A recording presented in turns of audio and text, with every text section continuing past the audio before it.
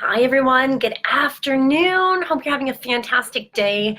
It's awesome to have you here. This is our call. We're going to talk about some Q&As. We've got some questions for you, and we're going to be talking about all sorts of things, okay? So just a quick note as you're coming on, just to note that makeup classes for Victoria Day, so that's what just passed, is going to happen Monday, June 3rd. Okay, those are going to be makeup classes for Victoria Day. Hey guys.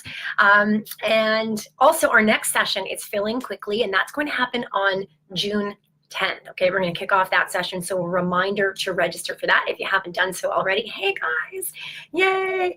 Okay, so maybe you're watching live or you're watching the rebroad, or maybe you're a new member joining us next session and you're joining us for the first time. It's awesome to have you here. My name is Leslie. I'm the creator of The Buff Mom, and I'm excited to answer your questions today. We've got 3, and we only have 3 because I want to dive a little deeper into each one of them. And if you submitted a question and we don't get to it, no worries. We'll schedule another one of these, okay? I wanted to also mention that although we're in different locations for classes, some of you, Kitchener, you go to Guelph or Cambridge, this is really an area we wanted to design to bring everyone together so we can come together, we could help keep you motivated, answer your questions, provide some education in one place when we're not in class. Because as you know, it happens once we leave class, right? We want to keep up the mindset, we want to keep up the food, we want to keep up the focus. So that's what we're going to do here today. Before we dive into our questions, just a quick note that I know that this is a very busy time of year. If you have kids, it might be crazy with sports. Maybe you're a teacher and you're winding up end of school. Either way, though, just a reminder that even though things are busy, when we carve out time for ourselves, we tell ourselves that we're important, we're worth it, we get it together within us, so we've got more to give everyone. So I know that you're busy, but a reminder that even little bits of training, little bursts of walk, little jogs, doing a quick video from the Buff Mom TV is enough to keep you there every day doing something, okay? So just a little reminder about that. Okay. So let's dive into the questions, okay?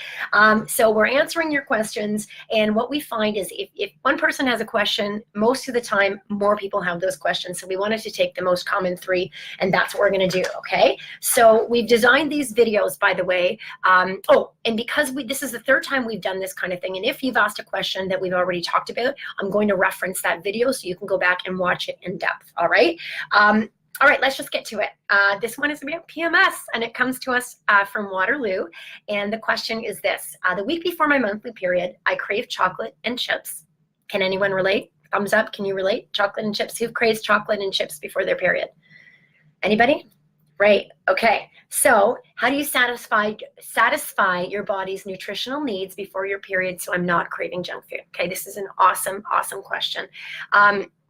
It's important that during this time that we are kind to ourselves, not just during this time, but our entire cycle. And I'll talk to you about that in a moment. But being kind to ourselves means filling our body and giving our body the nutritional needs we require to keep us everything running properly, including balancing our hormones. And that's about more than just what you're doing a couple of days before your period. It's going to be that entire cycle, okay? So first of all, why is this happening?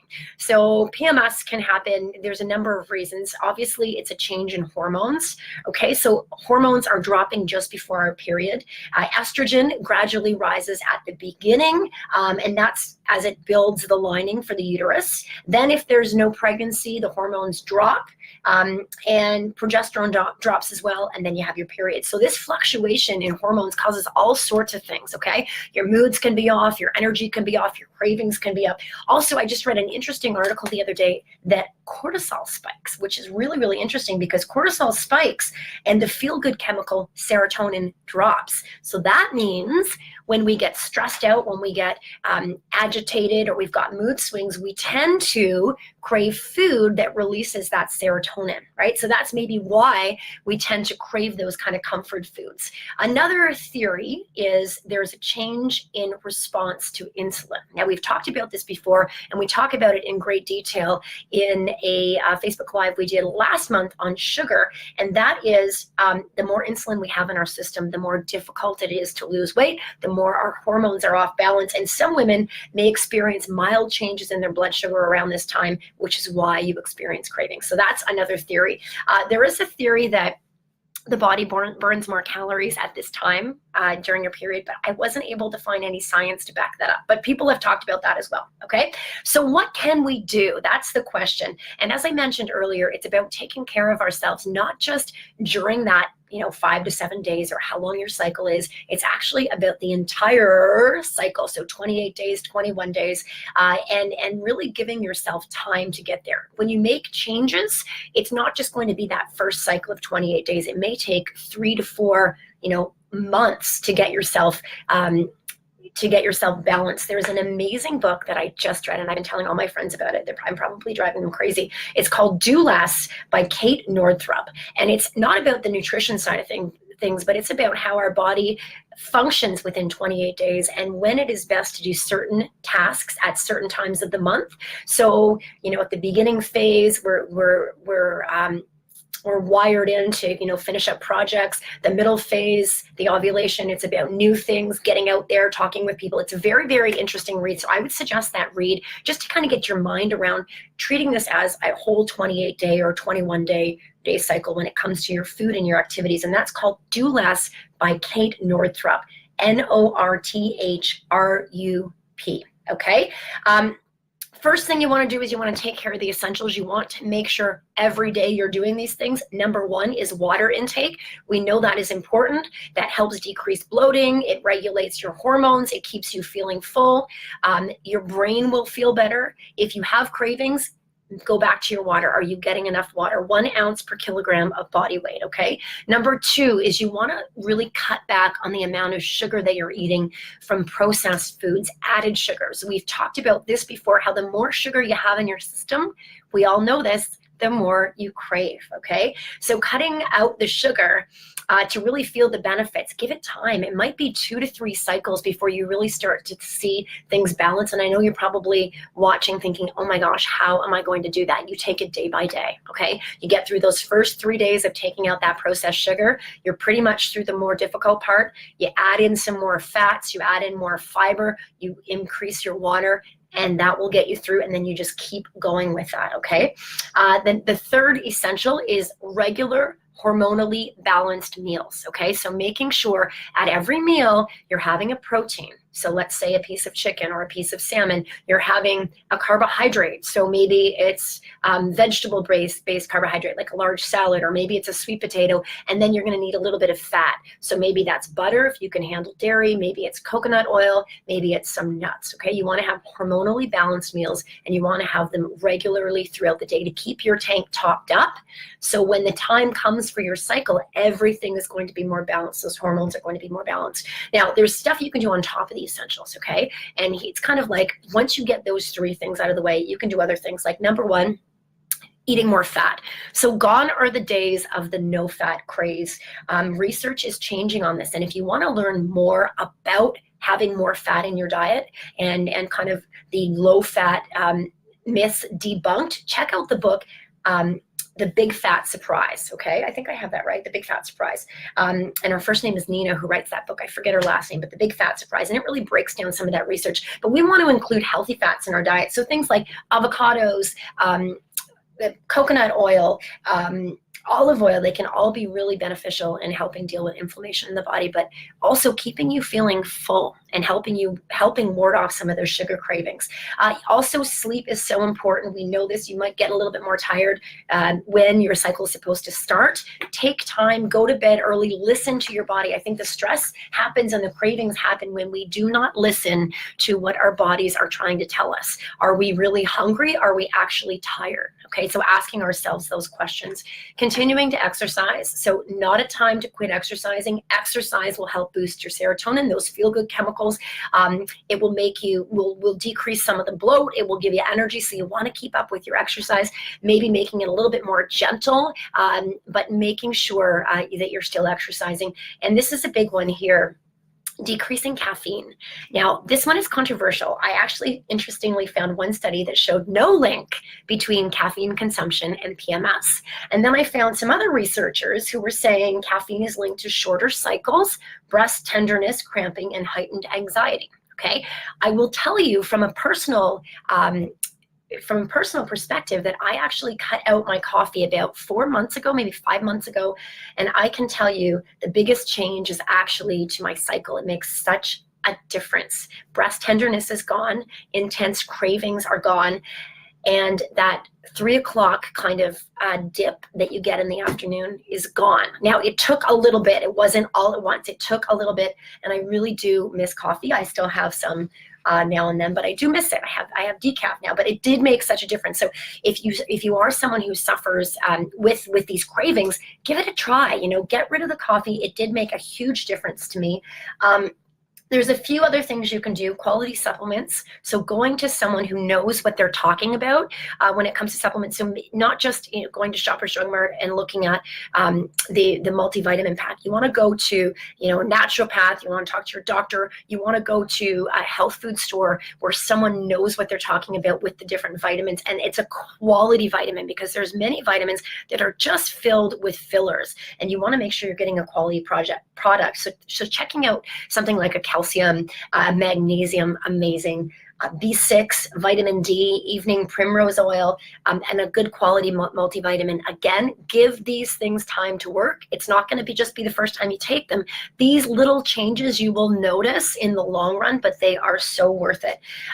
Something else that you can try, and I've sent out an email about this before. You may not have even realized and read this email what it was about, but it's called something called seed cycling, and it's well known in the holistic world, and it's a way of using food as medicine, and I'm all about that when we can do that.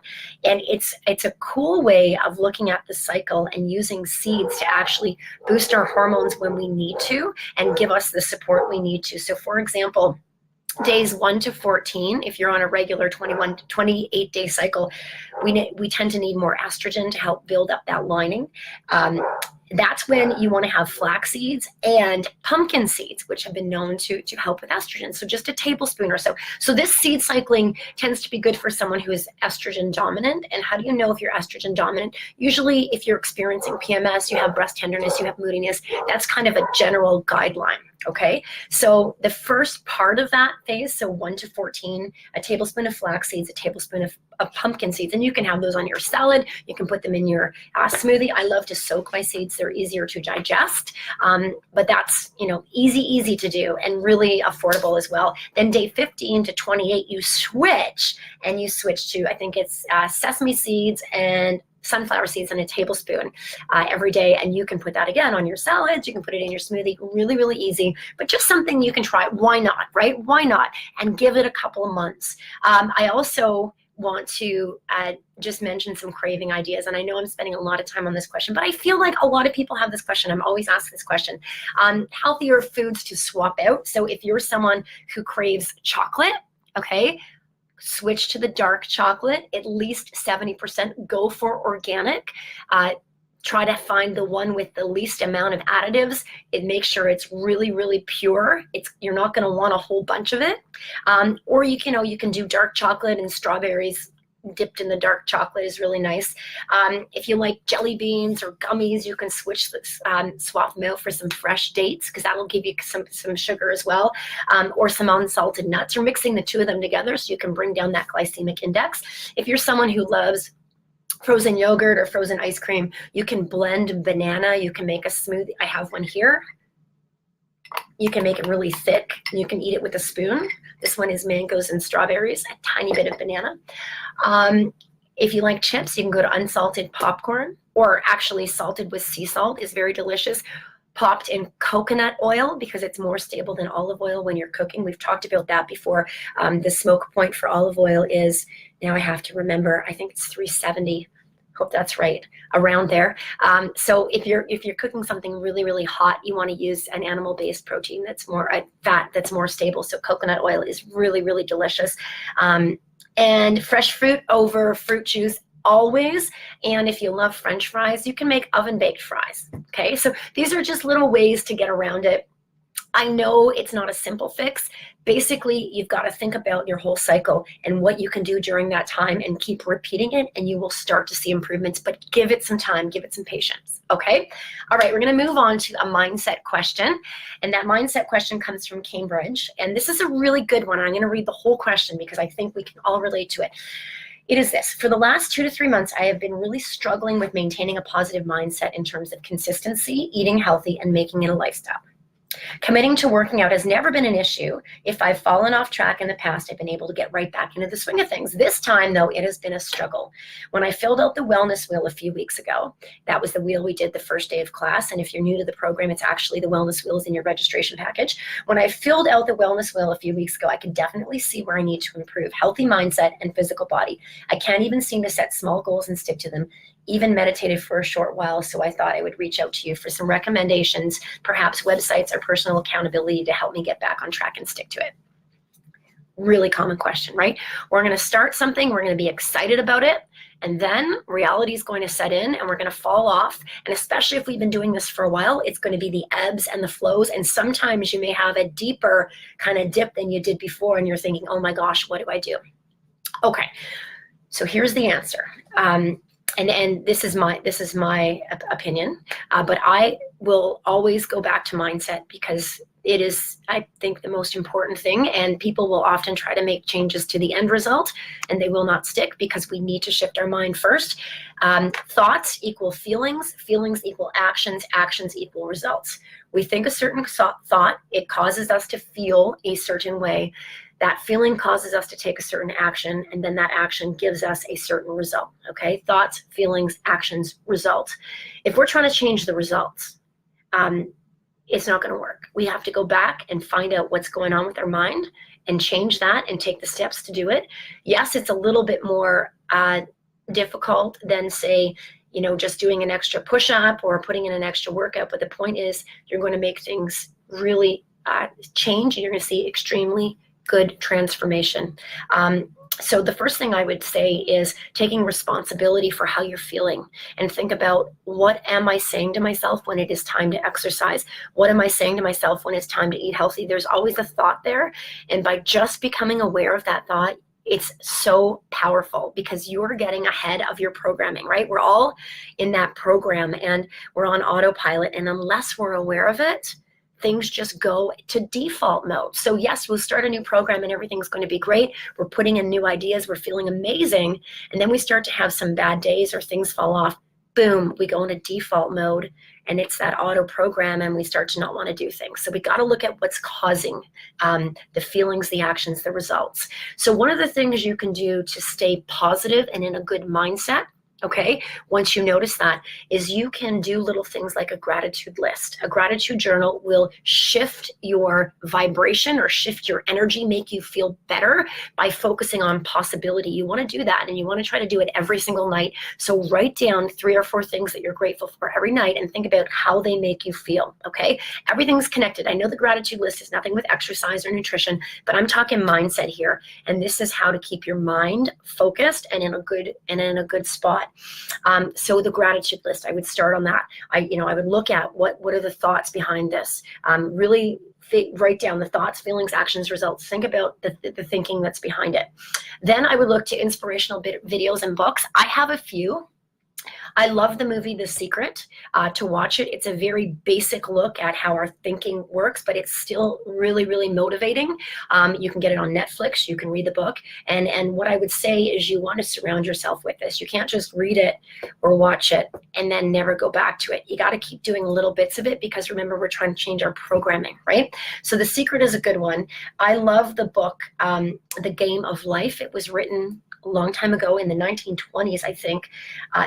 And it's just a great reminder about the positive effects of mindset or the negative effects of mindset. And you can just Google the Game of Life PDF, and because it was written so long ago, I think it's even free to get that information.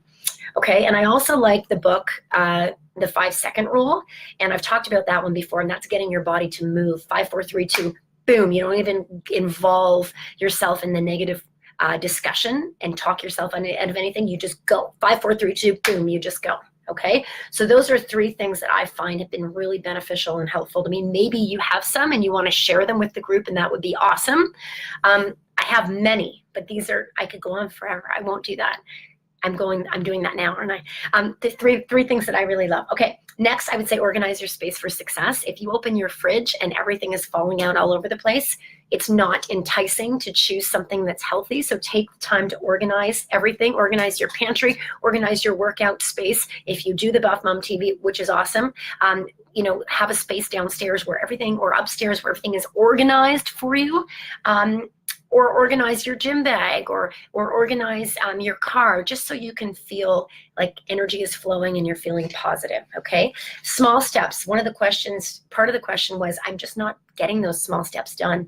And I would say you got to make them even smaller. And it's okay to do that, because we've talked about this before. Honoring the commitment to yourself is what is the most important thing about that small step, not what that small step is, because you are building a relationship of trust with yourself. So when you say you're going to do something, you're going to actually follow through and do it. So if you're not making that small step, make it even smaller. And even if it's just, I will go stand beside my bike. You know, your goal is to ride your bike 3 times a week, but it's not happening. Just go stand beside your bike 3 times a week. And then maybe put your leg over, and then maybe take it out. It sounds silly, but it really does work, because it allows us to get behind that autopilot program and make some changes in our brain, okay? And of course, these Facebook Lives, we design these and we research them to give you information that's really going to help you. So going back and watching them a few times, just so you can stay motivated. If you're falling off track, you know, listen to them and get back into the groove, because surrounding yourself with positive influences and positive uplifting motivation and messages is really going to keep you on track, okay? Final question, how am I for time? Okay, the final question is, so I hope that helps for mindset, okay? It's really, I will always be, if you come to me with a question, I'm always going to tell you, we got to go to your mindset. I'm all about that to make real change, because that's the life coaching aspect of it that makes this program different. We want to go to the source, and that's why I'm really big on mindset. Okay, this comes from Kitchener, and it is, how can I decrease bloating? Now, I've talked about this before in a Q&A video on our feed, so you can scroll back to get a little bit more of this in detail. But I will tell you, just working with women, and even, you know, myself and learning, so much of it is the processed foods. It's the dairy, it's the gluten. It's not in the crunches, it's what we're putting into our bodies. So if you're getting something from a package, most of the time it's got something else in there that may be aggravating you, that may be bloating you, extra salt, that may be helping you retain water, making you retain water. So being, you know, really truthful about that. Am I eating a lot of packaged and processed foods? It's going to make you bloat, especially women with hormones. But I often hear people say, you know, I'm getting older, I'm getting it in my belly.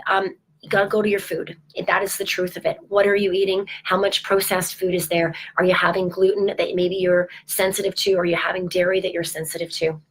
Think about those things, okay? And finally, just the basics. Drinking water, it flushes your digestive system. It helps keep things moving. It flushes your system out. Really, really important. Carbonated water, you know, I know we love it, but often it can lead to belly bloat. Every person is different. Cutting a food out for 3 to 5 days will let you know if you have a sensitivity to it. I can't have carbonated beverages. I find they make me bloat. Other people, my husband can, and nothing happens to him. He's absolutely fine with it. So everything is different. Artificial sweeteners can do the same thing. So be really, really careful about that. Gut health is of the utmost importance. When something is off, hormones are off as well. So looking at other issues like food allergies, candida, which is an overgrowth of yeast, can make you bloat. Something called SIBO, which is small intestinal bacteria overgrowth, which is really, really, really common, can lead to bloating as well, and yeast issues. But all of this stems from food. Okay, so really, really looking at what you're eating. Try to stick to whole foods as much as possible. And something to check out, and this is science-backed, and I've discussed it before, is the low FODMAP diet. And that has science behind it, and it's out of the Monash University, and it's the theory that there are some carbohydrates, although very healthy for us, they ferment in the gut. And because of that, the fermentation causes the bacteria to to grow and respond.